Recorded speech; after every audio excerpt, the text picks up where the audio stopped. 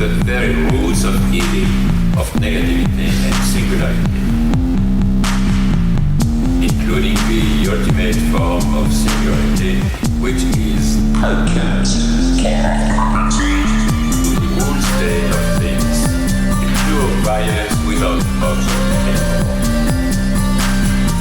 This is the typical violence of information.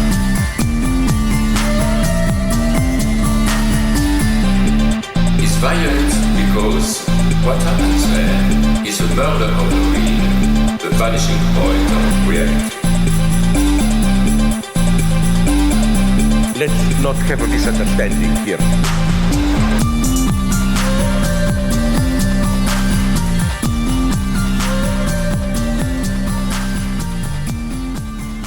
Welcome to this week's edition of the Machinic Unconscious Happy Hour with Cooper Cherry and Taylor Atkins. As always, sponsored by the People's Institute for Revolutionary Semiotics. Before we introduce today's discussion, we just want to mention briefly, we do have a Patreon account at patreon.com/MUHH. We are enabling access to the Discord server. We're going to cook up some more reading groups, and there is some additional content from past reading groups that we've done that's available for patrons. That's all been posted to the Patreon account, so keep that in mind if you're enjoying the show. Today, we're going to be jumping back into Freud's work and looking at Future of an Illusion, which I think we were just discussing as maybe not entirely groundbreaking, but I don't let that dissuade you from this episode because I think there's a lot of great material we're going to look at, I think, in the broader context of libidinal economy, not the book, although that will play a role. The discussion of the concept of libidinal economy, I think, is really a nice jumping off point for this work, because we're going to be looking at, thinking one thing you'd really want to look at would be totem and taboo. That would probably be like the biggest thing to look at for context here. And then the other thing would be, we haven't discussed it together yet, but the follow-up, Civilization and its Discontent, right? That's the other book. Gotcha. This is a good lead into that. One of Freud's main points, which I think is really funny, is the idea that religion is effectively like this collective, obsessional neurosis? Yes.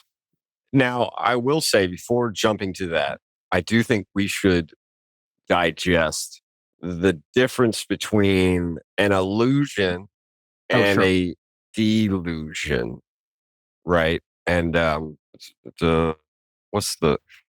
so in German, the word for illusion is illusion. So it's not a Germanic word. It's from the Latin. That's literal. I don't know the German for delusion. It may be the same thing. Freud is a learned man, not as much as Nietzsche, but he will use French. As you know, he's a French translator. But which is why, you should always, whenever you see the word detour in Freud's language, always look and see what's going on. Not in the language itself, but conceptually. But I do think that one thing that's important, and this goes to your point, Coop, about religion as an obsessional neurosis, which, again, as you pointed out very clearly, would make sense from the discussions of totem and taboo, murdering the primal horde father, and then the kind of renunciations of drive that has to come from that. And that's what leads to this sort of more or less unstable peace between the brothers, because they've now inherited this kind of, they've incorporated this, I'm not using that word correctly, but maybe I am, because there is literal eating of the father. They've incorporated the super ego that now kind of regulates them. So illusion for him, and he describes it pretty thoroughly, it's based on wish fulfillment, right?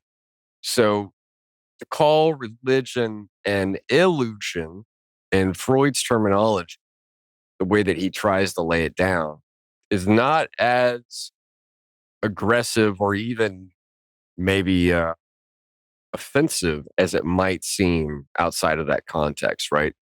He thinks of it as religion is sort of feeding all of our wish fulfillments and taking over from the wish fulfillments that we had as children, where we were in a state of helplessness, right? His whole theory of civilization, as we'll see, because I assume at some point we'll read the follow-up to this, Civilization and its Discontents.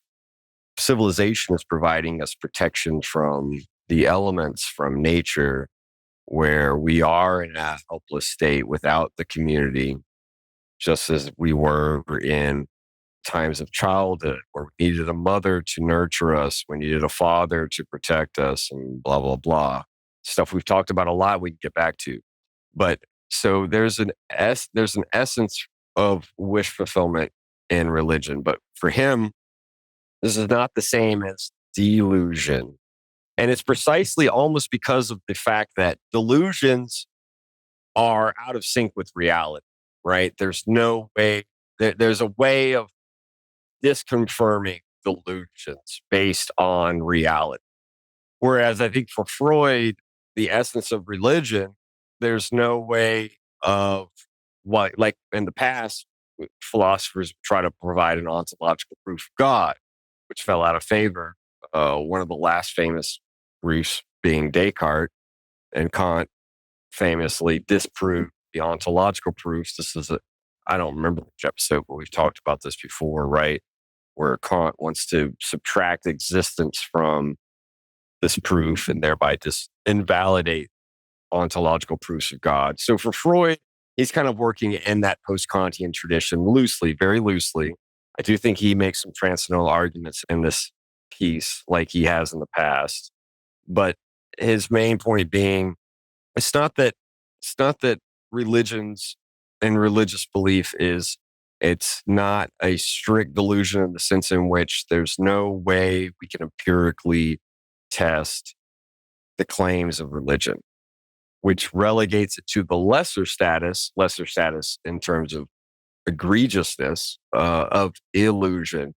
And so it's based on wish fulfillment. So that's how I think maybe we could start. And then you, I think, maybe should follow up on your point about kind of in the middle of the essay where he says it's obsessional neurosis, which might be fruitful to unpack. But I guess I wanted to start with Freud could have gone harder if he wanted to and made the climb uphill a lot steeper for himself by saying, no, religion is a delusion, precisely because it can't be backed up by science. But he makes a much lesser claim that no, it's precisely because it can't be verified or disconfirmed. That means that it can't be, strictly speaking, a delusion in the harsh sense. It's merely an illusion. It's based on wish fulfillment and is outside of the realm of science. Kind of in the way that like Kant wanted religion within the limits of science alone. Like Freud is kind of saying like, no, they're separate spheres. And this is how he's as I said, a weird post-Kantian, right? He's not trying to even broach the topic of science and religion crossing paths. For the most part, religion's a Weltanschauung, right? It's a worldview that cannot be submitted to empirical criteria, which doesn't necessarily mean that it's absolutely wrong. Like you said in our text exchange, it has real effects, even if it's an illusion, which is, I think, Freud's point. But I think that that's where we should emphasize his path of inquiry is the wish-fulfilling nature of religion, and that being perhaps one of the reasons why it's so widespread and so endemic to different cultures. Anyway. I mean, I was thinking maybe first even about like basically the sort of helplessness of the individual in the face of the onslaught of nature, and religion effectively being the worship of the collective because the collective provides, right? The collective provides security and food and shelter and like all of these things that society or civilization provide. And so it's really the religion is the displaced worship of the collective capacity, right? And it's also for him, religion personifies the elemental forces of nature in such a way as to make the uncanny familiar. He said something like that. I'm paraphrasing, obviously, right? So that it's a way of standardizing or making maybe not rational, but at least explicable within a Weltanschauung, right? Within a worldview, that which would normally be uncanny, would provide anxiety, would be threatening, would be unknown. So religion is doing double work, but you're making a different claim. Maybe that's not even in Freud's text. Follow up on that about this. I mean, it goes back to Oedipus, I think, in the sense of, right, because if you're looking at the infant, right, the infant is vulnerable, and that vulnerability for its survival is what generates for Freud the Oedipal complex, because there's the ambivalence towards the father, because the father protects, just like God, right? God protects, he provides, etc. So it's basically taking that micro level or thing and making it this ontological or like metaphysical relationship. But the Oedipality component of it is, it's really the same. So he's kind of saying this is why religion, well, I don't know if he's saying that. I don't want to put words in his mouth in that sense. But I think if you could look at the Oedipal nature of religion, you can very easily map it on the triangle from the Holy Family. Right. The family, I mean, you can expand the state as well. Like it's all wrapped up in the same sort of thing, I think, as far as the Oedipal is concerned. So, but that ambivalence towards the father and so forth goes back to the totem and taboo and the killing of the primal father, which I think has an eerily, I mean, Freud doesn't say this, but if you think about it, it's like the founding violence of the state itself is kind of like the original sin. That's the original sin that has to be covered over by whatever the state somehow, or yada yada. And by civilization. Freud himself acknowledges this early on in the essay, this point about the founding violence of a society, a state. It shows that he's read some of his Kant. I know that we talked about this concept the first time we had John Pertevi on in Edges of the State, where Kant is kind of talking about force, violence. It's the same word, Gewalt, right? And he's like, look, yes, there is this founding violence of the state that continues through the various state apparatuses, including the police, et cetera, right? All of the things that go into the state continuing its reproduction is a continuous of that violence. And so we can analyze both of these things, but we don't want to necessarily analyze too much into the founding violence of the state, because that precisely leads to the critical arms revolution, right, to a certain extent. And that's the discontents in civilization, right? The fact that it imposes and reimposes a violence to reinstate itself. But again, that's anticipating the other text that follows this one. Well, I mean, I think he does implicitly point to libido or desire as revolutionary, or at least at minimum deterritorializing force that is what is mitigated or sublimated by religious practices. But okay, so I would say you're right. I would say that civilization itself is what we trade in instinctual renunciation. That's the word. That's how Strachey translates the phrase. Obviously, Freud's talking about Trieb, right? So we renounce our drives. We renounce a part of our libido, to use what you're talking about, right? We renounce a part of our libidinal economy and barter it and trade it in for acceptance and cohesion with the group, right?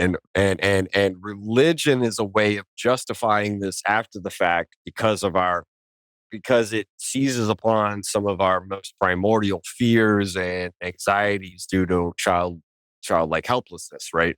As you pointed out.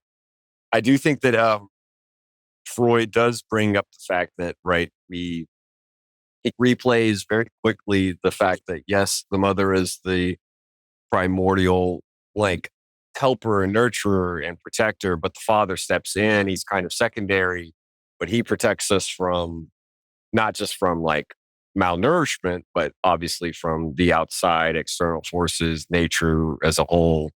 And I thought that it was interesting. You were already doing the Freudian move of likening, obviously the Father with God, because if you know in the Old Testament God, at least, he's a jealous God, right? There, no other gods before me. That's the first commandment. And I do think that there's a bit of a mirror of with the Oedipal landscape in the Oedipal father being jealous of the child's intimate connection with the mother. And the father has to detach the child from that attachment, that anaclitic relationship, right? The father has to so rudely interrupt the leaning of the sexual drive on the hunger drive because the mother is his sexual object. Again, using Freud's terms.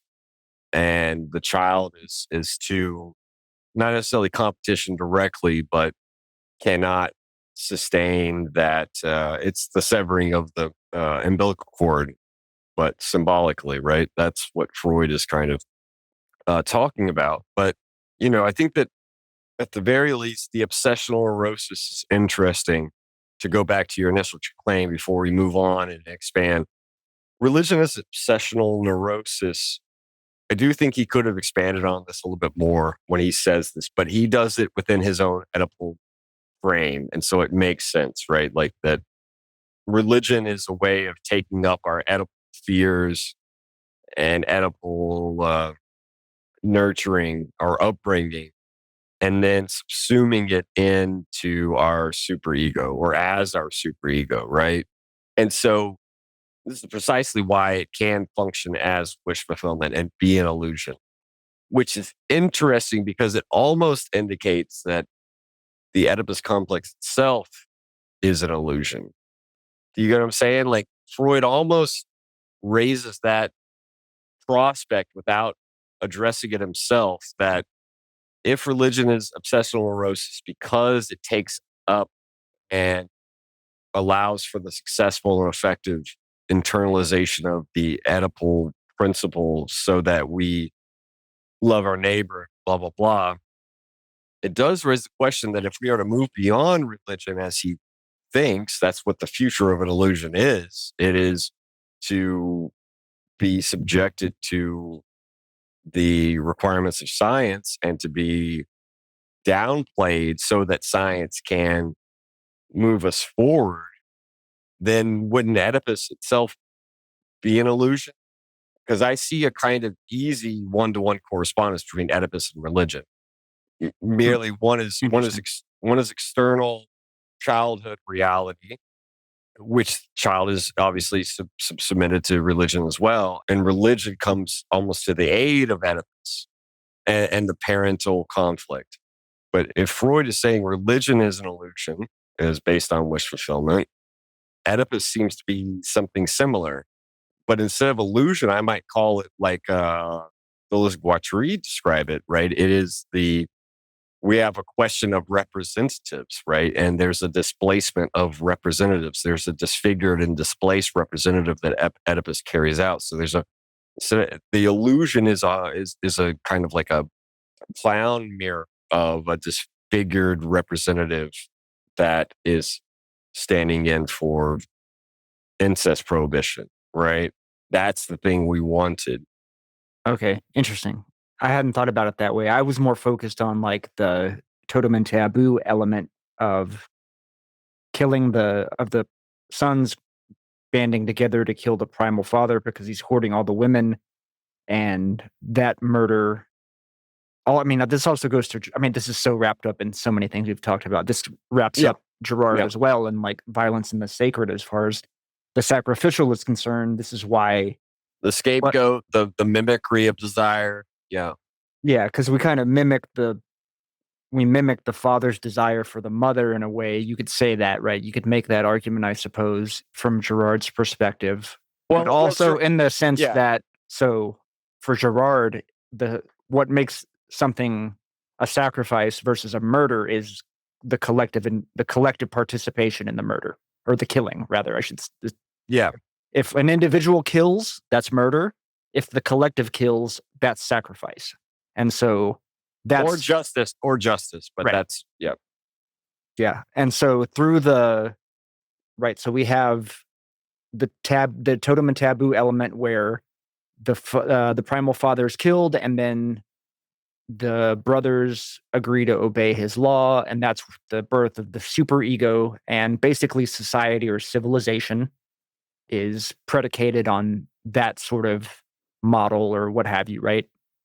And then the sons consume the flesh of the father, so that becomes displaced later by the totem animal, and the prohibitions against eating the totem animal unless there are specific, times of year, the festivals, etc., where that prohibition is lifted. But obviously, the prohibition against incest is also wrapped very tightly in this relationship, because if the sons were to hoard their wives and daughters, they're not available for exchange, and that recapitulates the primal father situation, which destroys society. So that's the exclusive disjunction that they all agree to, right? It's kind of like the hunter excluding himself from eating his kill, the father excluding himself from marrying his daughter, right, or something like this, right? The Or brother, the son marrying the wife and sisters and daughters. the brother from marrying the sister, because you have to leave open the Oedipal triangle. You have to leave open alliance. It can't be filiation all the way down. It's not a purely vertical structure. Yeah. So to me, like, one of the key things here that I want to say is, like I said, I want to expand this into a treatise on like libidinal economy, because I think that, as Lyotard states, all political economy is libidinal economy. And obviously, by talking about religion, Freud is talking about a politics. He does even allude to a kind of loyal belief at the end of the book where he's taking a jab at the monarchy. But go ahead.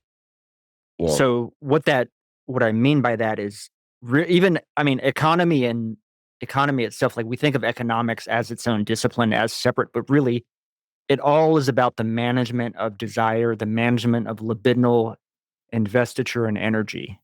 And so I'll extend that into my reversal of what Lyotard says in libidinal economics. He says, what does he say? There are no primitive societies. But I think, for me, all societies are primitive in that they are all predicated on the management of libidinal energy itself. Yeah. And they're just more sophisticated, like markets, for example, are just a more sophisticated mechanism for managing libido than the exchange of women in the tribal society, right? So, because that plays a role as well here. Well, and it's interesting you say that, because I think the important thing is to say that the binary between primitive and modern does seem to be frail if we consider the fact that we have now, in America, because we are speaking in terms of American society, we have continued the assault on the rights of women. We have curtailed and pulled back on their rights over the autonomy of their body. And so the question of the circulation of women is still one that's imminently at play in this quote unquote modern society with all of our technological advancements. So yeah, to that extent, the same concerns of primitives are still at play, right? The circulation of women, like you said. Exactly, because I think you could look at what the first commandment is, and I'm being very loose with this, so bear with me, would be the prohibition against incest. The first commandment in terms of like tribal. You're not talking. You didn't mean in terms of the Old Testament. No. I'm using a metaphor for predating the Ten Commandments. One of the first commandments of civilization, if you're drawing from totem and taboo, for example, is the prohibition against incest, because that manages like the libidinal flows. It's everything. We will not restrict the circulation of women in a way that keeps them from being able to form alliances, right? Correct. Is that what you're saying? Yes, right. Because if can't be alliances formed, then that is a threat to the stability of civilization. Because one of the things Freud implies again here is that libido is a threat to civilization because Yes. men as in humanity have their instinctual drives, etc. That can be, we obviously know that those drives can lead towards destruction, right? He can be asocial. That's his way of glossing it, right? They can be asocial. They could be destructive. They Desire can can be, desire its own repression, right? or as the Liz Guattari say, desire is inherently revolutionary, right? That's the other side of it. Because desiring its own repression is what Freud is actually seeming to try to address with calling religion out for what it is as an illusion. As by wish fulfillment, I think he means desire being stuck in a black hole, as Guattari would call it, right? It doesn't have any touch with the outside. It's stuck within a kind of repressive force that keeps it circulating around itself without having any real efficacy, which may and easily will lead to desiring its own repression. I think there are two distinct but very closely related things what you just brought up. I'm even, it's funny that you mentioned the US right now, because I think that one of the interesting things, the interesting contradictions speculatively about the patriarchy is that it ironically devalues men, right? Of course. It places the emphasis of value on women due to reproduction, because reproducing society and workers and all of that is the most important thing, right? Well, think of like Elon Musk's fetishization of birth rates when we've never had more people on the planet. But of course, his concern is about birth rates. And this is why he wants to keep people poor and keep them religious and keep them uneducated, because that is, for him, statistically, as far as he can see, whether or not this is true is moot. But those three things, being poor, uneducated, religious, and this is a racist comment, probably needs data to back it up, but it sounds very racist, where that's what raises the birth rate. And so his fetishization of birth rate is coinciding with the restrictions on women's freedom. They can circulate, but they have to circulate in a way that is predisposed to what the standard, and by standard, I mean reactionary mode of patriarchy, to use the term that you brought up, is allowing for, right? But yes, patriarchy devalues men easily. Yes, by the same token, it's no doubt that it empowers men in the sense in which but in the same stroke as it empowers men in one hand, it reduces men's freedom in the same stroke, making them, they have to be the breadwinners, they have to be the head of the family, they have to work the dirty jobs that no one else will do, and blah, blah, blah. Because at the same extent that patriarchy wants to restrict women's freedom, they also want to restrict their access to the workplace and autonomy. And so men are then again have to be relegated to doing all jobs that, so to speak, no one else wants to do. And it has a racist component, obviously, because as we are restricting the minorities in this country who might take up doing some of that labor, and we have fewer and fewer people to do labor that no one else is willing to do, except for those who are the most destitute and oppressed, we are villainizing the oppressed and punching down in this society. And that spreads, again, the weight on, if women and minorities are disallowed from the workplace and restricted to and cordoned off to their sphere of influence, which becomes less and less and less, men are then allowed to think that it is right and just to exploit full-heartedly, moreover, their increasingly white fellow men. It's a kind of feedback loop that can't sustain itself and shows capitalism, at least in its American form, its internal logic with this kind of. I'm going to break off on a tangent. Freud's exactly right. Like, we have been this is 100 years later, right? So he published this in 28. He wrote it in 27. So 100 years later, we have never been less religious than today.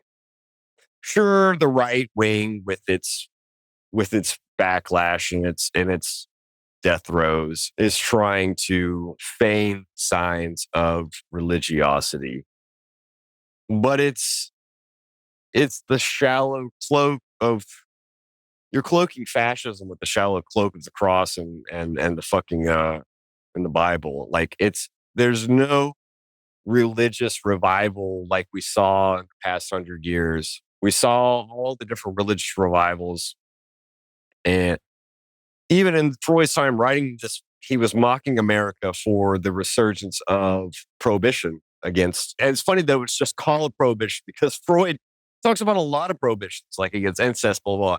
But prohibition, which was one of the few amendments to be repealed of alcohol, right? And Freud mocking them. He's like, let's see how this experiment goes. And he was right. It didn't last long. He was very prescient about prohibiting alcohol. And obviously, in our lifetime, it's been the same thing, but the war on drugs. And we see how well that's played out.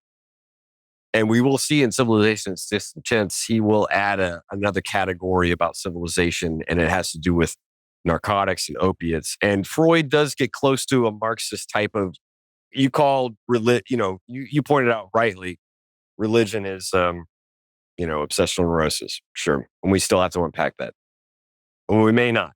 We have to see. But like Freud himself kind of takes up a Marxist line, a Marxian line, when he says, he makes at least an analogy that like, look, I'm not trying to take away religion from everyone. That's impossible. And it would be like taking away someone who has been taking sleeping pills for 10 years and you think they're going to be able to sleep the next night. Yeah, this is like me quitting edibles and then I can't sleep for like a week straight.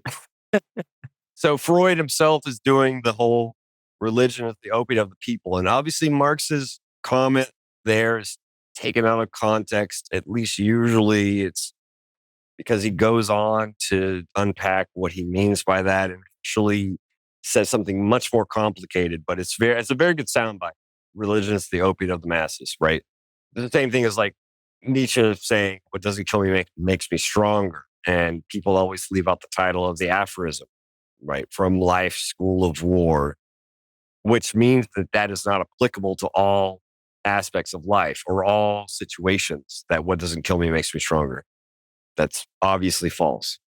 Anyway, I'm glad that you bring up Nietzsche, though, because I was thinking about the quote from Genealogy of Morals: Man would rather will nothingness than not will at all." Yeah. So sometimes this is translated as, and I'll paraphrase: we would rather will nothingness, and nothingness being annihilation, right? We would, and this is the suicidal line of flight that we talked about in our Ninth Plateau discussion, right? This is the fascist line of flight that Nietzsche is warning us about. So it's much easier to will nothingness, for Hitler to will let it all burn, than to not will or to will nothing. There's a difference between willing nothingness and willing nothing. Does that make sense? I know that seems like we're parsing. That seems very semantic, but willing nothing, or as it's better translated here, not willing at all. I think the German is probably more like I'm translating it, right? It's more ambiguous, where it's kind of, but nothingness and nothing are not the same thing, right? If you're willing nothingness, you're willing annihilation, you're willing suicide, you're willing death to yourself and to others. Take everyone down and burn it all down, including yourself.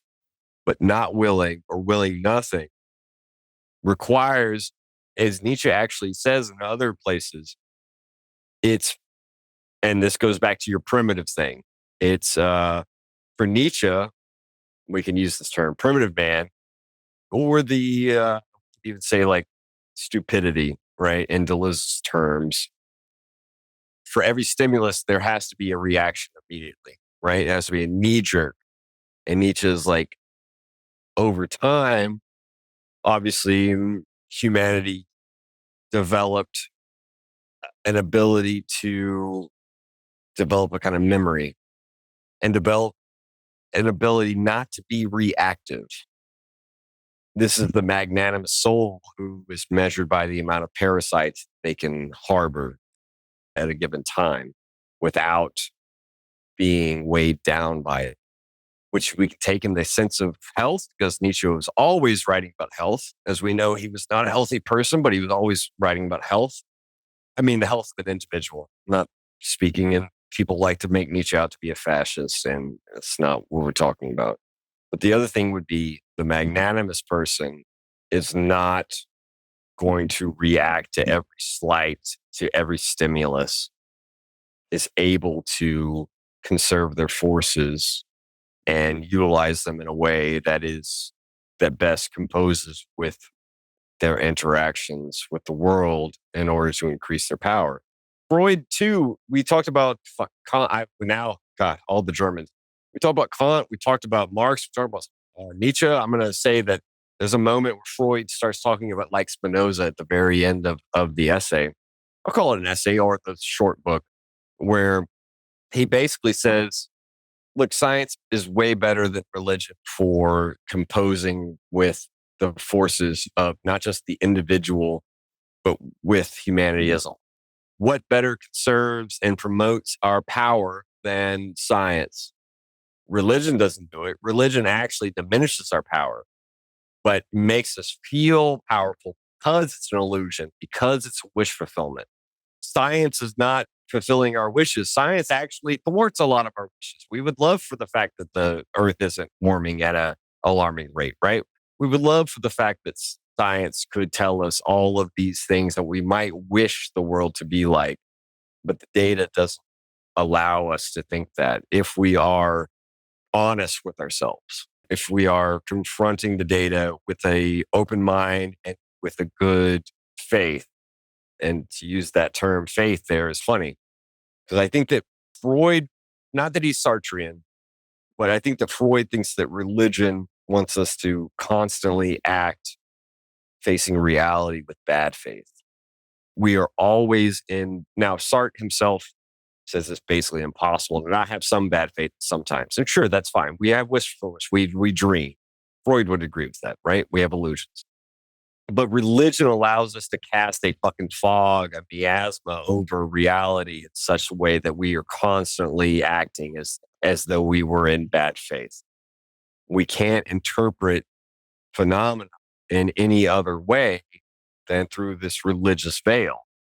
That means we are acting in bad faith. We are not acting in such a manner as though we want to know facts or truth or what might allow us to increase our power as a civilization, at least in whole. Because it's obvious that Freud alludes to the fact that some people get power over others through religion. He doesn't point them out. He doesn't have to say it's the priest or the priesthood or the Catholic Church or whatever, because it's not just them. It's obviously, he begins his whole dialectic in this book with the rich and the poor. And it's obvious that Elon Musk wanting people to be uneducated, religious, and poor isn't just about birth rates. And sure, he's a Nazi, so he thinks that, and he's an idiot. But it also makes him a richer man. If we're all poor and stupid and religious, we just think that some people won it lucky. And not that he's, I don't want to say evil, because that would be to use a religious category, but that he's a deeply unethical man who has won the stupid person's lottery. And yeah, I mean, like, of course you would want everybody to be stupid and religious. They would just deify you as a god, like all the blue chicks do on Twitter. But he's still the most hated man in America, or maybe in the world. Who knows? I haven't polled everyone. But as much as he wants to be liked, he's still the most hated man in the world. Why shouldn't he be? It's about investiture, though, I think. Freud, I think, points to is the problem of investiture libidinally is that religion is a lot sexier to the libido in a way Yeah. than Science. science, right? Yep. Mm-hmm. And so That's I a good think that point. That's a good point. faith is just a euphemism. I said this to you. Faith is a euphemism for desire. And I mentioned this to you as well. My father was a fundamentalist Christian, and we would get into arguments about Christianity. And his refrain would be that faith has to have an object. For him, the object of faith would be Christ. And I was like, well, sure, man, but can't you not see how the blinders that you have on, that faith could have any fucking object, just like desire? So faith Just is like- just yeah, like a it's like sublimated Freud's- desire. It's a sublimated desire. Just- Like you are libidinally invested into this object of Christ, but you could be libidinally invested in any fucking object. It doesn't. It's just like desire. Fascism is going to be Christ, right? Like it. I love that you put it in terms of this question of an object, because if you remember in our discussion of drives and their vicissitudes, Freud's like, look, drive has four components. There's the pressure, there is the aim, which is always satisfaction, which means the lowering of the pressure, the discharge of pressure, which is usually felt as pleasure. There's the object, which is contingent, could be whatever it is. And then there's the source, which he won't want to talk about because it's bodily, and that's not his purview. Now, it makes sense that if Deleuze and Guattari define, as we saw, and I think we still have to go back to Plateau 9, they say flows are always desires and beliefs. They're always of desire and belief, right? If your father was telling you faith has an object, but that's the thing. What is Christ? Christ is supposed to be that which is transformable, right? Through the Spirit. He is flesh and spirit. He's God and man. He is the ultimately most dialectizable figure in all of Christendom. So there are those who will lay claim to Christ and promote fascism. This is what you were saying. There's And my father literally would that was also his thing, is to his whole belief in Christianity like enabled this fascist worldview. Yeah. So Ultimately. So Christ can be the figure of this Pope and the last Pope, where it is, don't forget the stranger, don't forget the immigrant among you. The Bible has a lot to say about treating strangers well in the Old and the New Testament, and we are not doing that very well. And then the same people in the country who are obviously opposed to that message will claim Christ as their object just as much, that what they are doing is leading a war, a crusade against the infidel for Christ. Whether or not it accords with the words of the Bible is moot, because faith is a libidinal investment, as you have been saying. And Freud is very clear that libidinal investments, the object is not prefigured, it's not predetermined, it is malleable, it is mutable, it is changeable, it is contingent. And so if we define desire by its object, if we define faith by its object, which I think here I'm agreeing with you, faith and desire are pretty much the same thing. We might be able to like make Investiture, man. Investiture. Ultimately, it's like magic. Be investing in. Yeah. It's like Mouse and the theory of magic. It's what are we libidinally invested in? What we're libidinally invested in is what we make real. So it doesn't matter. And again, this even could go to Deleuze and Guattari in the sense of it doesn't matter what things represent. It doesn't. Yeah. People that profess reactionary shit can have revolutionary unconscious investments and reverse. People that profess revolutionary shit can have reactionary unconscious investments. So this exemplifies the way that my father, who professed Christian and just diehard Christian, can ultimately in his libidinal investments be reactionary and a fascist. And if he had the opportunity, he might have been there on January 6th, right? Like I don't know if he would have. I don't know.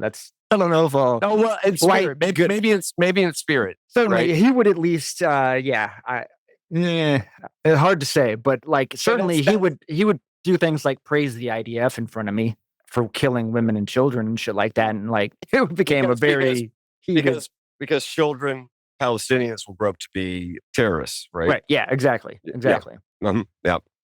I do think that now, obviously, we could bring up Badu here with faith, fidelity.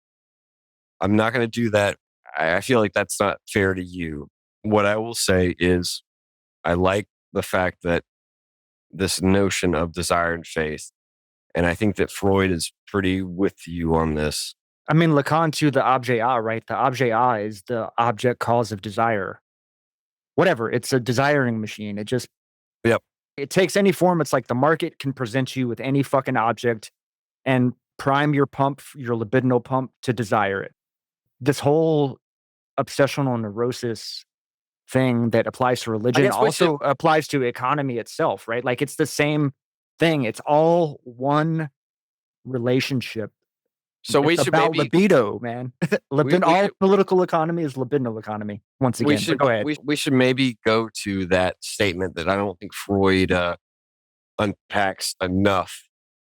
And you started with religion is obsessional neurosis. Now, obviously, the main case history we have of obsessional neurosis is the rat man. And let's look at some of these passages. Let's read something. You were good there. Let me read that. Let me go back. Well, it's funny that you bring up Ratman because I was thinking about, you brought up Elon Musk.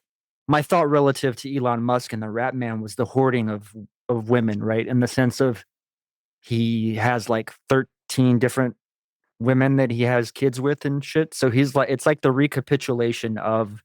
Oh, he's like a literal rat. Is that what you're saying? Or it's the recapitulation of the primal father. Like that's where this is like, I think the incel logic to some extent is that if we allow women to choose their sexual partners, and if we allow women to have freedom in their sexual choices, that they will recapitulate the primal father, and that will destroy society. That's wait.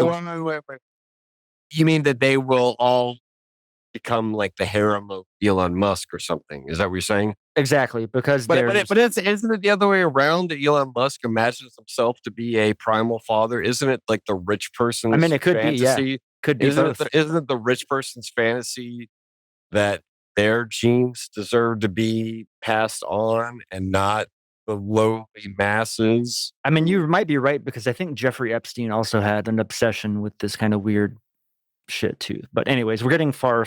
Let me read a little bit here. Okay, so we know that a human child cannot successfully complete its development to the civilized stage without passing through a phase of neurosis, sometimes of greater and sometimes of less distinctness. This is because so many instinctual demands, demands of the drive, which will later be unserviceable, cannot be suppressed by the rational operation of the child's intellect, but have to be tamed by acts of repression, behind which, as a rule, lies the motive of anxiety. And this gets back to, as I said, the trade-off earlier. I didn't really repeat it enough, but we trade in instinctual drive renunciations. We renounce our drives. We sublimate, maybe Freud would say, in order to join forces with society. Most of these infantile neuroses are overcome spontaneously in the course of growing up, and this is especially true of the obsessional neuroses of childhood. The remainder can be cleared up later, still by psychoanalytic treatment. In just the same way, one might assume humanity as a whole in its development through the ages fell into states analogous to the neuroses. And for the same reasons, namely because in times of its ignorance and intellectual weakness, the instinctual renunciations indispensable for man's communal existence had, namely because in times of its ignorance and intellectual weakness, the instinctual renunciations indispensable for man's communal existence had only been achieved by it by means of purely effective forces. The precipitates of these processes, resembling repression, which took place in his prehistoric times, still remained attached to civilization for long periods. Blah, blah, blah. So it's the same thing that we kind of already talked about. Freud's kind of saying we're at this point in history where we can either continue to be servile children in our helplessness who need not just a god and a father, but also a monarch. He is kind of making a political statement. We have this juncture point where we can remain servile, or we can turn to science, which confronts us with the unknown. But at least it's almost like he's saying, this is very much reminds me of Deleuze Guattari again, where religion is opinion. It gives us stability. It protects us from chaos. Science, art, and philosophy all allow us to make a cut in that protection to access chaos in a way that affects us with the uncanny, as Freud might say, right? With the unknown. That's anxiety. That is what forces us to think, impose, and determine a problem. Freud himself makes it clear. What's easier, having a worldview that solves everything in advance, or being confronted with the chaos of existence that is much less familiar than we would like to think based on our preconceived notions of how the universe functions in our religious framework. And that's obsessional neurosis, right? We have to transform every bit of data that doesn't fit that what can allow us to function in the universe. We have to fit that into our framework. So everything has to be pre-tailored to our notion of how existence is. And I think this is the same way, again, if we wanted to bring it back to patriarchy, to women's rights, to trans rights, it's much easier to believe that man made Adam and Eve, not Adam and Steve or Adam and dead name, right? Like, it's much easier to think that there are two sexes, not just for humans, but throughout all of biology. And biology comes back and says, man, I wish I could reinforce your neurosis. I hate to break it to you. And this is what the psychoanalyst has to do. I think that Freud is trying to put Lacan tries to take up, right? Even though Lacan is a lot more cynical than Freud and maybe a little less atheist than Freud. I'm not sure. It could be his Catholic upbringing. Lacan thinks religion's going to keep thriving. That's a whole other story. We've talked about it before. But Freud is more resolutely atheist. And he's like, look, what would you rather have fantasies broken by science and maybe learn something about the world around you and gain a degree of freedom in how you interact with things? Or would you rather have stability? And by that stability, he means that monarchy, that dictatorship, not just the mind, but of the fucking political body that you are part of. Would you rather have a little bit of freedom, or is that freedom terrifying? Science offers you a little bit of thinking outside of the box that you constrain yourself in without knowing it. You've been trained in since a child. His whole lamentation is that people are stupid, but they've been raised. I mean, his two things is like, look, we are not only taught that children are asexual and should be asexual, which Freud proved wrong in 1905. He wasn't the first to prove it wrong, but he proved it definitively wrong. So we are told that we are these little cherubs that are asexual, but we are also inundated with religion. And Freud's really talking about grooming. We don't talk about the extent to which heterosexuality as the norm is not considered grooming, because we are all expected to be heterosexuality based on heteronormative values. We are all expected to desire the opposite sex. Freud himself, it blew that wide open. as reactionary as may be at sometimes, he actually has some progressive things to say. Like his thing about women. He takes up in other essays of the time where he's like, look, women they're raised to be these little angels that are virgins and until they're married. And they're raised to give up their instinctual renunciation, right? About all the interest in sex. And it's not because women are whores that they're interested in sex. It's because women are the life givers of civilization, right? You are told that you're going to be a good mother at some point, right? And so, of course, women would be even more invested libidinally in what it means to be, as Freud says, it's like, is it better to tell the little girl that your baby brother was brought by a stork or tell them the actual particulars in a scientific way about what they can expect from childbirth? Because society expects them in its reactionary form to be good mothers, to produce and be happy and to shut the fuck up, right? Freud's actually pretty good when he's like, I've heard it said that women are, based on their physiological bearing, are feeble minded. And he's like, that's dumb. That's not true. What makes more sense is that they were raised with the values that they are to be good, obedient, non sexual virgins, like the Virgin Mary, which is an insidious myth. He didn't say that. I'm saying that. I can imagine Freud thinking that. I mean, he's a Jew, so he can get away with saying it. So I'm going to put it in Freud's mouth. Virgin Mary, sure. Yeah, she was a virgin. Okay.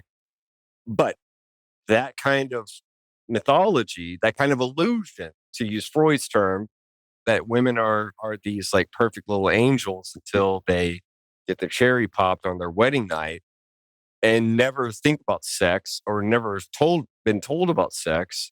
It's the perfect means of control.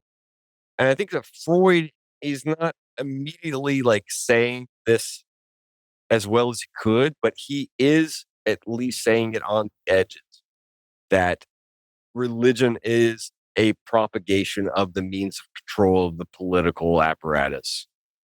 And this is your point about libidinal economy. Political economy and libidinal economy are the same thing. Freud is trying to say that religion is a means of political coercion, not just political, but also individual and intra-individual, like in our own thought processes, in our own contemplations of what we should do with our lives, in our own processes of desiring. We have integrated the means of coercion, the means of the dominant values through religion. I actually think Freud's doing a lot in this text. I think it comes off a lot more strongly in his next book, but this is a nice opening. And I think that he is trying to be maybe a little I almost feel like he's not polemical enough in this text. Anyway, I'm going to pause for a second. He does have the kid gloves on a bit, I think. I'll switch gears up a little bit and reference something I thought, I don't know, been in my head for like a week. And it was the recent debate between Nick Land and Alexander Dugan. I know you rolled your eyes at this, but I'm gonna I don't give a fuck about I'm gonna this, get this. I'm gonna you get do it. I'm No, gonna you do it. I'm gonna wrangle this into something Okay.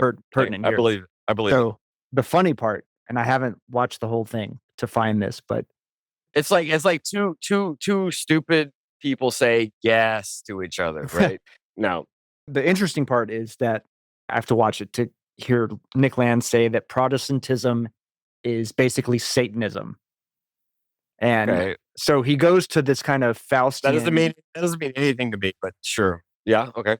So it goes to this kind of whole, it all goes back to the birth of like the Scottish Enlightenment and the birth of paleo-liberalism and market economics and the individual and so forth, in the sense that what is being done with market economy is the management of libido, of investiture, in the sense that we will harness the negative of man's destructive drives and impulses for competition and destruction and so forth. We will do a giant alpha bung of this. We will sublate this into the individual, the particular negative impulses, and we will channel that libidinal force into a collective good via the market, right? Because competition, domination, etc., we can all channel that energy towards a productive capacity through capitalism that is going to increase the wealth of civilization and society, and everyone prospers. Because at one thing's going on at the molecular level of the individual's libidinal flows and so forth, and at the molar level, the reverse is kind of happening, right? Because my selfishness, the virtue of my selfishness, is what's creating value and wealth for the collective society, right? So that's the interesting part for me. So taking something that is, well, we'll put scare quotes on evil.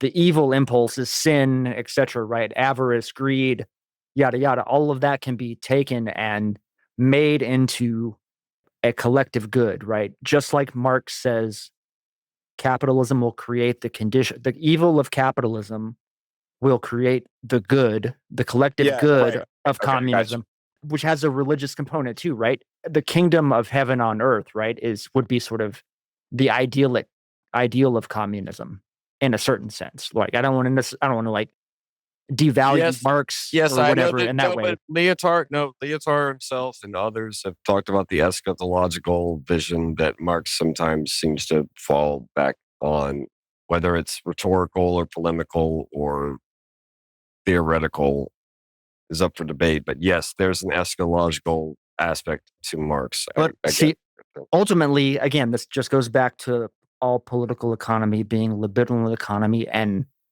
religion being about managing libido and investiture.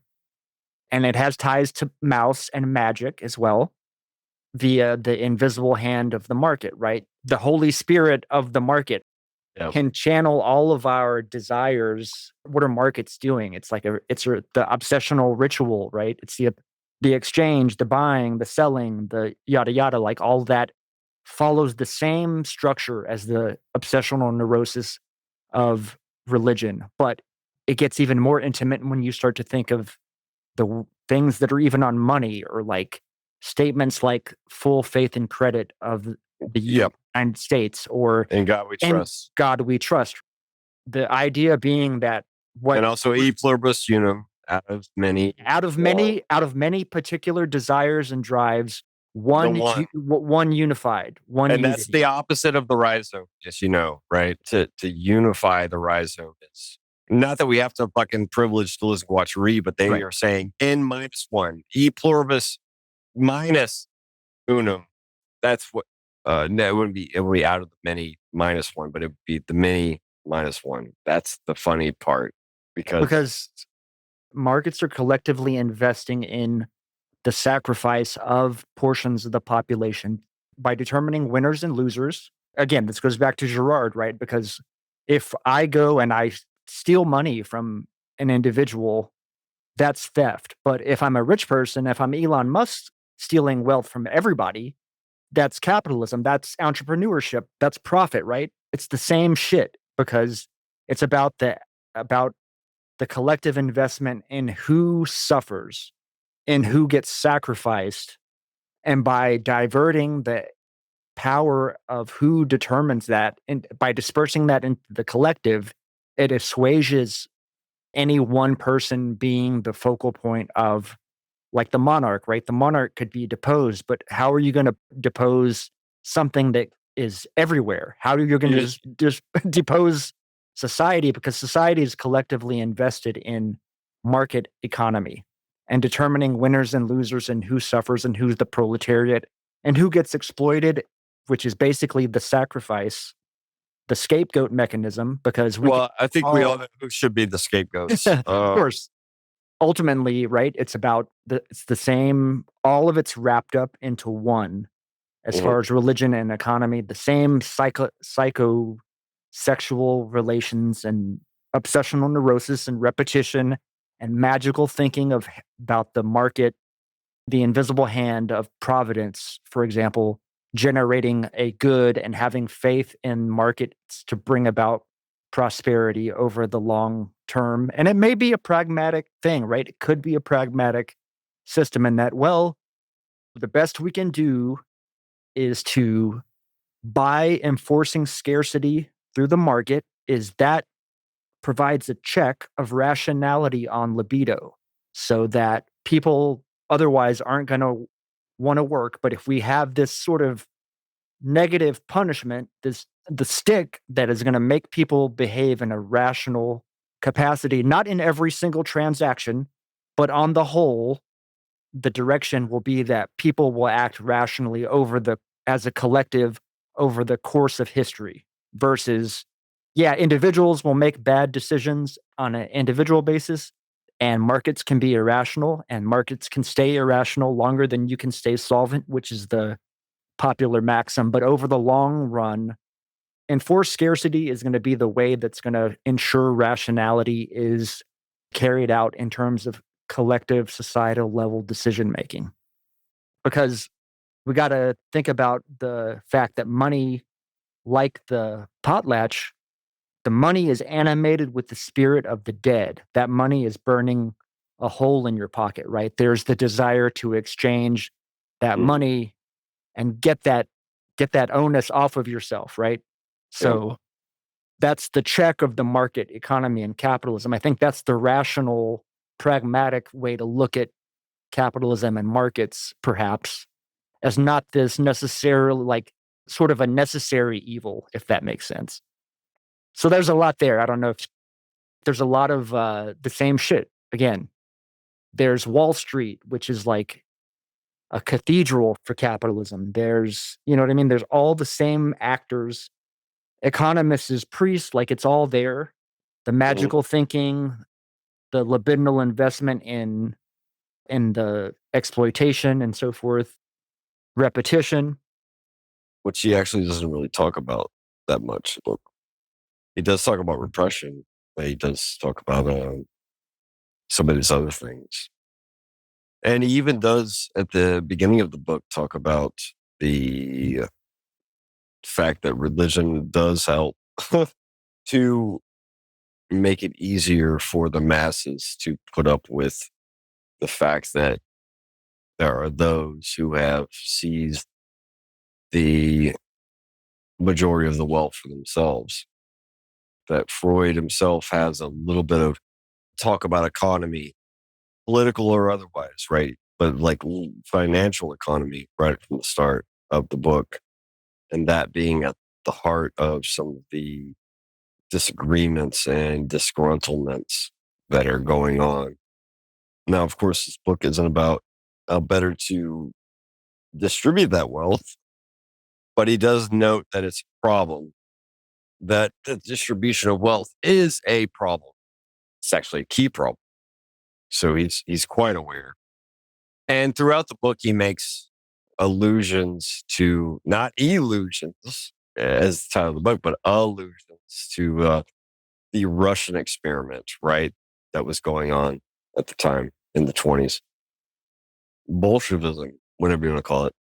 He will be more direct in Civ and Discontents about Bolshevism. It's a very complex reading that we'll have to anticipate and continue these discussions on that topic, because I think it gets to the heart of what you're bringing up. I think something interesting too we haven't talked about, because we did bring up totem and taboo, and I may want to bring up Durkheim and the elementary forms of religion, because he sees totemism as the first religion. And what's interesting, I think, about Durkheim is that his view, right, because I think Deleuze-Guattari's kind of issue with Freud, they take issue to repression and kind of the negative being his focus as far as desire is concerned, right? So his view and his critique of religion is focused on the repressive aspects, like repressing desire and channeling it in that fashion. Whereas, like, if we look at someone like Durkheim, he kind of takes that productive view of religion as generating social bonds and community around shared collective emotions and experiences, and about it being a kind of fundamentally social positive, generating values and affects and shit like that, which I think is quite interesting. Yeah, but cults do the same thing. Sure, but it doesn't matter what they if You the could have- effects are what effects does it have though, right? You could have collective effervescence over drinking the Kool-Aid. Sure, So but Durkheim is this is my problem with Durkheim, right? He seems to already have something that he wants to explain in advance, and he is working back from his conclusion to justifying it. And I think Freud is doing the opposite. interesting. In my opinion, Durkheim is trying to, and this is what we saw in the D&G discussion with Tarda and Durkheim, where Durkheim starts with what needs to be explained, the collective representations, and he works back from that. He's kind of cheating. Now, to be fair to him, he's exploring a new domain, sociology, which he didn't coin. Yes, Auguste Comte's coined, but he is still trying to feel out the outer edges of what sociology could do and be. And so in that sense, he is an explorer. But I do think that what Freud is trying to do, and as he says, he's not the first to be polemical against religion, but he's trying to show how religion propagates all of the things that he is trying to solve as a psychoanalyst. That's why I started with, is the Oedipus complex an illusion? Freud might balk at that. But what he's trying to say is that religion is what is the major proponent and propagator of the Oedipus complex. And it's the main bulwark behind the Oedipus complex, which is what his patients come to him wanting more Oedipus, as Deleuze Guattari say, right? They already come Oedipalized. They're not Oedipalized in the process of analysis. They already come Oedipalized. That's the fucking being submitted to the dominant standard culture. And Freud himself is trying to say, we could do better than this. He's almost trying to say we could move beyond the Oedipus complex if we give science a little more in our day-to-day libidinal investments. Now, of course, there is a way that in which science can obviously be manipulated and be turned into the end-all, be-all, blah, blah, blah. But that's not the process that science actually undergoes. That's a way of deifying science. And that's a way of actually turning science into faith in a way that's negative. It's not about believing experts and appealing to authority. It is about, for Freud, an empirical positivist, which is not only what science is, as Laurel shows. That's a topic. But Freud is a positivist at the end of the day. He's a positivist despite the fact that he thinks the Oedipus complex is universal, which is his idealism, which, bless him, but he was trying to juggle a couple of things, right? So he's trying to think about how science could dispel our illusions. And God forbid, if science dispels illusions, what Freud does in this text is interesting. As the editor points out, it's streaky. Big surprise, but whatever. He only does this a few times in certain of his texts, but he has a imaginary interlocutor. So he plays the opponent in his own dialogue, puts them in scare quotes. And I actually think this is a pretty effective way of doing his argument. He can talk to someone, yes, maybe, and actually he doesn't dumb down what he expects from as pushback. Because you'd imagine him thinking out this text where he's like, I'm going to attack a religion. Here's what I expect. He could have made them stupid and partisan and polemical, but he gives his opponent, in the scare quotes, reasoned arguments that he can then, he's having a debate with himself, right? That's the thing. He is having a debate with himself. Yeah. very explicitly in this text too. And the way that it's written, it's almost off-putting if you're not really thinking about it in that No, context, right? he's having a debate with himself, with his super ego or whatever, with his Christian super ego. And I say that with Christian in scare quotes because he's obviously a Jew. He's obviously also not necessarily a practicing Jew. He's Jewish ethnicity, but he's an atheist. And he surprisingly could be much more virulent against his interlocutor that he's made up, has the words for. But he has this very civil conversation with him. He's very excited to talk to this person. It's as though we were reading long lost letters between Spinoza and one of his Christian groups, right? Spinoza at the end of his life was trying to make a Hebrew grammar to teach Christians how to read the Old Testament in the original Hebrew because they were misinterpreting based on their English translations, which would have been very new at the time, if you think about it, right? They would have been very new. The King James Bible, they wouldn't have even been 100 years old by then, if not 50. Spinoza was trying to teach a Hebrew grammar to his Christian interlocutors that so much of what they're reading into the text is not there. That if they understand the text, when we read about mountains of God, these are not some holy mountains. These are very big mountains. This is an amplifier, not a kind of religious like consolidate.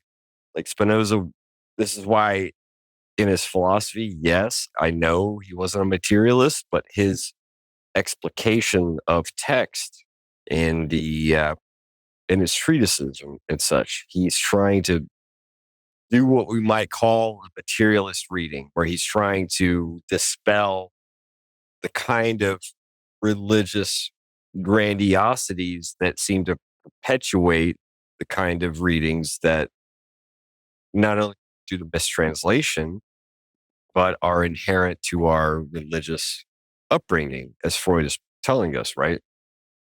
So, in any case, I think that Freud, atheist Jew, he's obviously rejected his religion, but when he refers to religion, he doesn't refer to Judaism. He refers to America. He refers to what's going on in America. If you look at the footnotes, he's kind of poking fun at the fact that the 1920s America, right before the fucking Great Depression, obviously right before, well, he's talking about, yes, there was prohibition, but there was also this kind of, not Gilded Age, but what do you call it? I mean, There yeah, was you had like Father there Coughlin. I don't. there's When this was that? age of excess, right? That Fitzgerald is writing about in The Great Gatsby.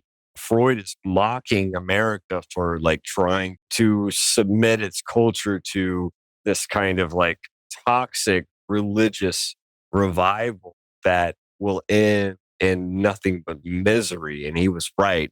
He was 150% right because he probably didn't imagine its economic collapse that helped to also inspire Nazi Germany and its rise. So, like, Freud is very prescient in this text, and I have to give him a lot of credit. Like, he's much, much more right than he knows, and it will send him to have to flee Austria in a decade. Thanks, America. And then, obviously, after the war, the Second War, America will bring in those Nazis, at least scientists, which Freud is propagating. He's talking about science. But after World War II, we know how much America relied on Nazi scientists to win like the space war and all of this stuff. So I will say that at least might make Freud think, okay, yeah, science too has this ideology, which he admits. He does say, look, Get it. My belief in science and its progress, I get it. That's just as much an illusion, perhaps, as religion. But it can test itself. It can put itself to the test. It can make itself accountable. It can verify itself and at least test itself against the wishes that we might want to see from it. And so, like, Freud is very intellectually honest. You can't just say, gotcha. The Nazis helped the Americans after the war, even though they exterminated your kind. Like, no, that doesn't work, right? Like, Freud's whole argument isn't that science is perfect or that science should replace religion, which is stupid. And that's what South Park makes fun of in their early seasons, right? That in the future there's two religions and it's two different sciences that have similar names. They almost get it, but that's not what Freud's talking about. Freud's not trying to say that science should be the new religion. That's dumb. That's a dumb person's understanding of what he's trying to say. And that's disingenuous, which is not surprising coming from the makers of South Park, who are going for laughs and not always hitting the mark. I didn't even think that episode was that good. I could find it. We could link it in the show notes, but it doesn't matter. It's Freud isn't trying to say science should beat religion on its own ground. You're going to concede turf to reactionaries. It's like trying to fight fascists on their own ground, right? In terms of who can be, it's like Gavin Newsom trying to beat Trump on his own ground. Sure, that's a funny spectacle, but that's stupid. Trump's an idiot and a dipshit and a racist, and he goes viral for all these reasons. You don't need to go viral for those reasons. Don't try to fight him on his own ground. Yes, we get it. He's an idiot. Everybody knows this, but the media has propagated, the sane washed him. So don't try to unsane wash him as though that's going to work. That's dumb. You can't beat religion on its own ground. And Freud is saying that science is trying to do this, but he's trying to say that if we are to perhaps move forward as a civilization, and that's the problem. What is the discontents, which we will see in the follow-up? It would be better to struggle with the illusions that science still has. For example, that we might revert climate change when that may be absolutely, and scientists have said it may be irreversible, versus continuing down this road of a belief in whatever form of religiosity there may be to get today. The best form of religiosity I've seen has been the last two popes. I keep saying this. I know that sounds bad. I myself do not like the Catholic Church. I'm not talking about its covering of pedophiles. I'm talking about its history, its hierarchy, its use of images, its political power throughout the ages. But the last two popes have said, hey, maybe we follow what Jesus said. Maybe there's some good things to do to not be a crazy right-wing reactionary dipshit. And people go fucking nuts because a lot of Catholics do not want to hear that much. And I hope that they fucking are. I hate the current pope and the last pope, because that's the kind of pope as an atheist that I would like to see, instead of a pope that says that, Trump deserves the Nobel Prize or whatever the fuck. Freud is doing nothing but a 60-page rant. Freud is ranting about how religion has seized upon the Oedipus complex and ingratiated itself almost like a virus into the human cultural sphere and boosted human communities where it needed boosting the most, right? Human communal existence has been to protect us from the elements, but religiosity in its various forms has tried to rationalize nature as this external force and then impose from outside moral precepts that we haven't talked about enough of this, the moral precepts. Freud is look, yes, religion provides moral precepts, but should they be eternal? This does go again to my point against Freud making the Oedipus complex universal and eternal. And I think that we actually see him giving us leeway as followers of Freud, which I think you and I both are, right? We take him seriously. And I think that Absolutely. he gives ground to where Oedipus is not universal. And Deleuze and Guattari are absolutely correct to historicize genesis of Oedipus more than Freud ever could, because he was doing other shit. And he was maybe a little bit biased. But for Freud, obviously, what is our future to be? Is it to continue in ingratiating ourselves to the illusion, whether it be strengthening new religions, which may not be on the horizon, or like splitting religions off to things that he might not have even foreseen? But he does in this text. Christian nationalism, for example, he kind of foresees that as a phenomenon. He kind of foresees the Judaic ethno-state of Israel in this text.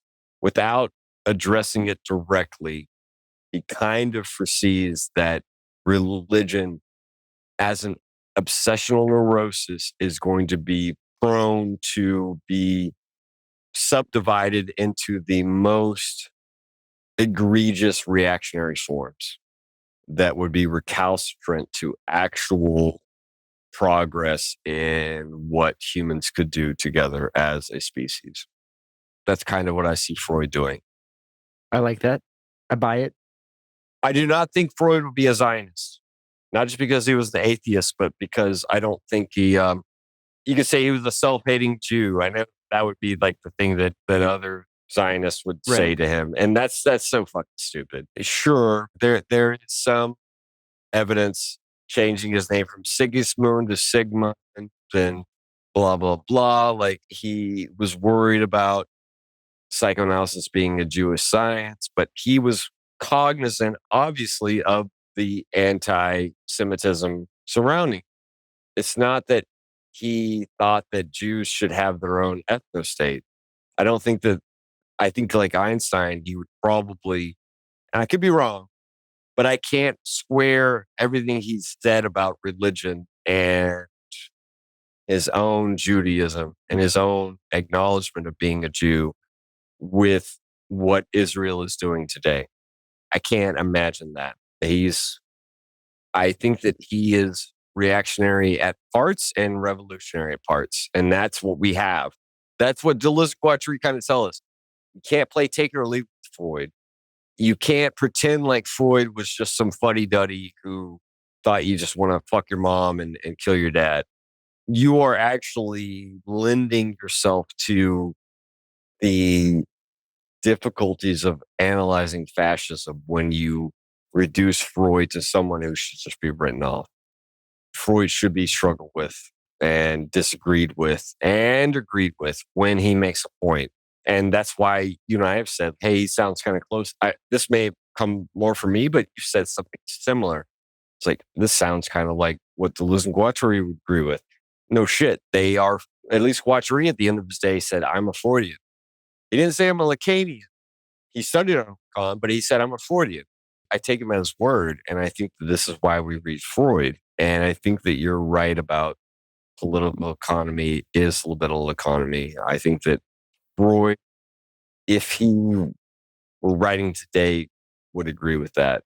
He was writing at a time where he could attack God at his time, but he had to be more politically savvy about the kind of politics he advocated.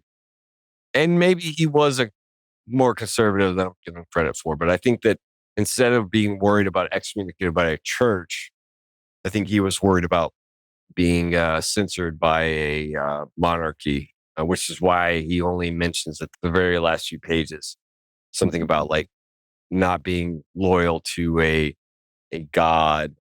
He talked about being a loyalist and talking shit about that, but it meant not being like a monarchist. sympathizer. He says, so long as a person's early years are influenced not only by a sexual inhibition of thought, but also by a religious inhibition and by a loyal inhibition derived from this, we cannot really tell, in fact, we cannot really tell what, in fact, he is like. He's saying, like, look, dude, if we are Oedipalized from their earliest childhood and we are religiously indoctrinated from the earliest childhood, of course they're going to be like loyal monarchists, right? They're going to be conservatives politically. Freud, and Strachey, to his credit, puts a foot there that Freud didn't have, say, like, the loyalist is about being loyal to the Austrian monarchy. So Freud at the very end is kind of saying, like, if you're going to, and this goes to the whole right wing groomer shit that I brought up earlier, where Freud would be a groomer today in right wing politics terms, because he's trying to say, if you keep children in the dark about sexuality, which we know that Freud knows that since infancy, we're all polymorphically perverse sexually. So we like to think that children are sexually like cherubs and angels and asexual. And then we dump onto them all of this religious shit. So they're sexually like ignorant. And then that gets reinforced with the kind of propaganda that comes from the churches. It's no wonder that they are fascist. Or let's say they support monarchy, right? That they are reactionaries. Freud is kind of making this equation pretty clear for us. It'd be better if children were not raised with with threat of hellfire, that they're going to die eternally and in pain and suffering if they don't fucking confess their sins, and that they knew that human beings are sexual from the moment not only they exit the womb, but even within the womb.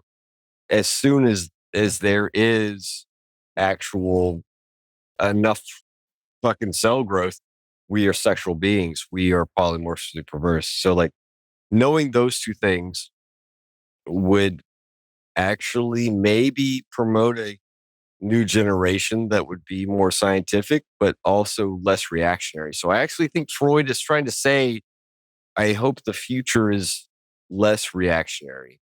Does that make sense? Yeah. And he's hoping that psychoanalysis can prove this, right? That psychoanalysis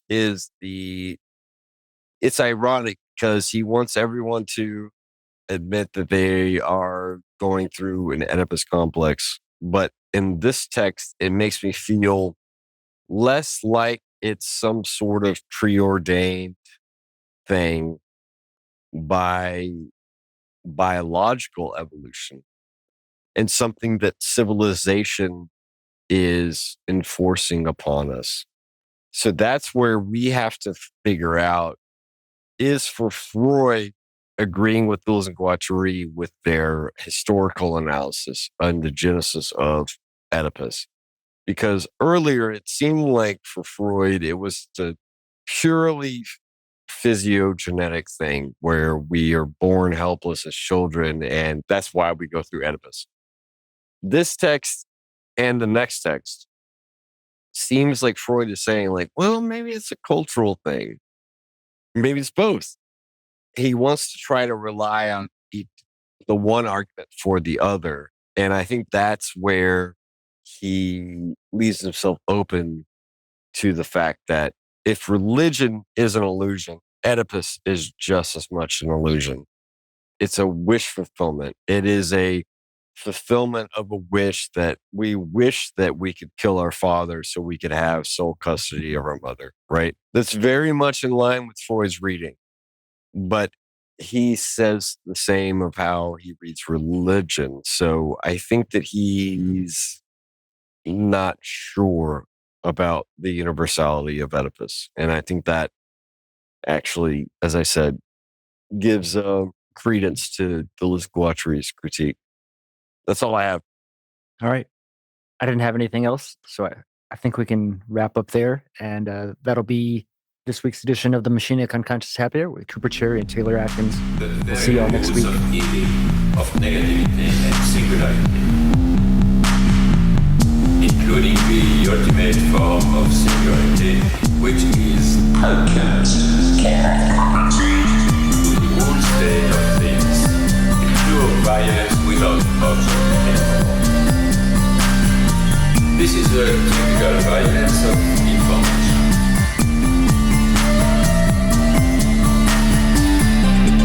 It's violent because what happens there is a murder of the real, the vanishing point of reality. Let's not have a misunderstanding here.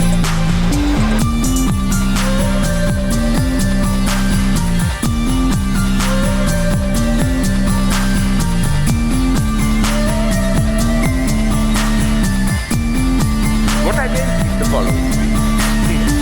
With nothing left but recycled, whitewashed, lobotomized people, as in Clockwork Orange.